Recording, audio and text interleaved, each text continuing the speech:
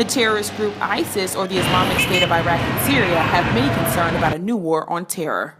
While presidential candidates volley to become the new commander-in-chief and call this place home, they definitely haven't been shy on expressing their ideas on a war on terror. According to WhiteHouse.gov, the president plans on stopping ISIS through a series of airstrikes and only aiding allies in intelligence, equipment, and training, making this war on terror different from the past. Ideas involve carpet bombing or Trump's plan to stop all Muslims from traveling to the U.S. because of possible violence towards Americans.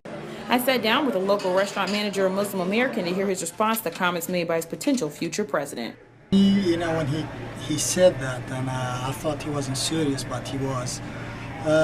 Unfortunately, a lot of people listen to that and accept it, but most of us don't really care about, because we have the American Constitution, which is really, protect us. What he said, really, that's not what really wise politician supposed to say. ISIS is practicing a very narrow view of a small portion of what Islam is and presenting that to the world as the totality of that religion.